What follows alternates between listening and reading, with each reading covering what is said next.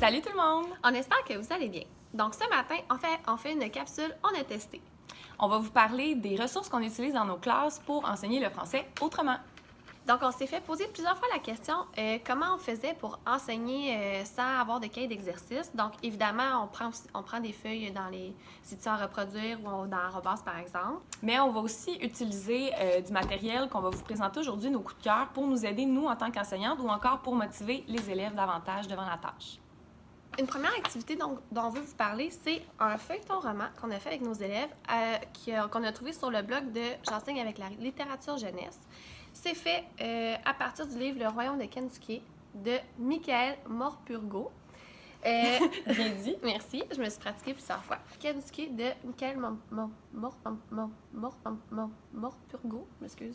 Donc, ce qu'on a aimé, c'est premièrement que le livre est vraiment passionnant et chaque chapitre se termine sur un espèce de suspense. Donc, les élèves ont vraiment hâte qu'on lise les chapitres de semaine en semaine.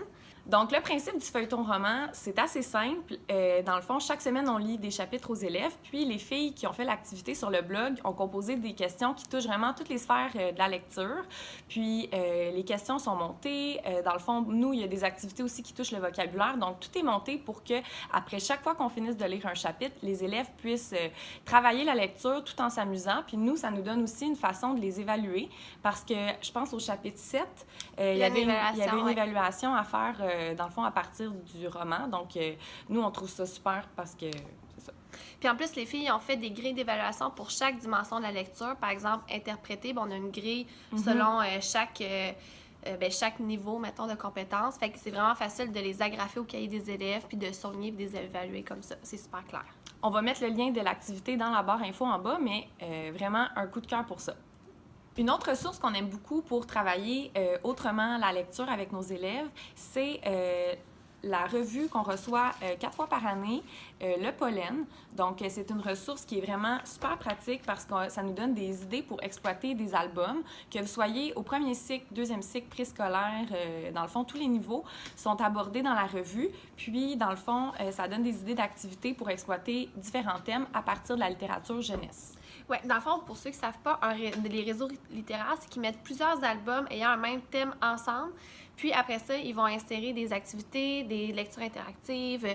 Il y a même des fois des activités dans d'autres matières comme en éthique et culture religieuse, en écriture et tout ça. C'est vraiment pratique. Oui.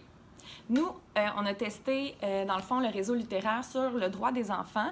On pourra aussi vous dire, dans le fond, dans la barre info, c'était quel numéro exactement, parce que ça, c'est sûr que c'est une ressource qui est payante, mais ça vaut vraiment la peine. C'est pas trop dispendieux.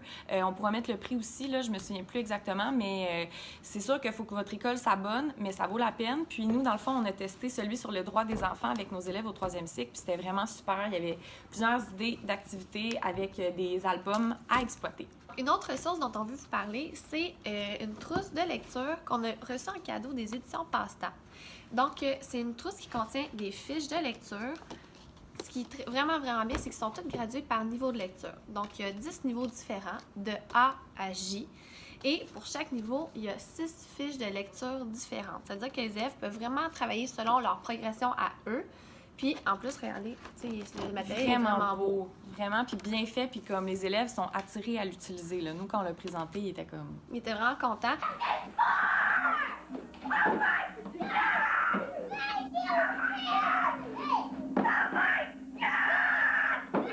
Les textes sont intéressants, puis en plus, les corrigés sont inclus dans la boîte. Donc, nos élèves aiment vraiment beaucoup ça, travailler la lecture avec ça. C'est sûr qu'une trousse comme ça, c'est quand même assez dispendieux, mais vraiment, c'est quand même un investissement à avoir. Là, nous, on a eu celle-là, mais on veut s'en procurer d'autres avec notre budget parce que ça vient avec les corrigés, des fiches reproductibles. Dans le fond, comme Pierre-Anne a dit, graduées selon le nombre de mots. Donc, on trouve que ça s'adapte vraiment bien. Donc, nous, on les aime beaucoup, puis on a plastifié, dans le fond, les corrigés pour que les élèves puissent se corriger par eux-mêmes. Donc, ça les rend assez autonomes. Petit time-out. Je viens de voir que l'auteur... c'est Pascal Hugo.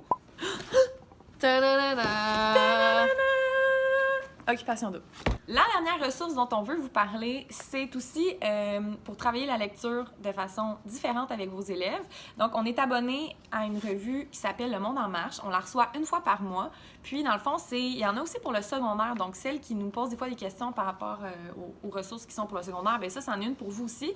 C'est une revue, dans le fond, qui traite des sujets d'actualité, mais qui sont adaptés, dans le fond, selon différents niveaux. Nous, on a pris celle pour le 3e cycle. Donc, c'est super pratique parce que ça nous donne des textes qui sont différents. Il y a le corrigé qui vient avec. Donc, on trouve ça super pratique. Puis les élèves, dans le fond, bien, sont contents parce que, par exemple, quand c'était le thème des Olympiques, mais il y avait plusieurs sujets de thèmes.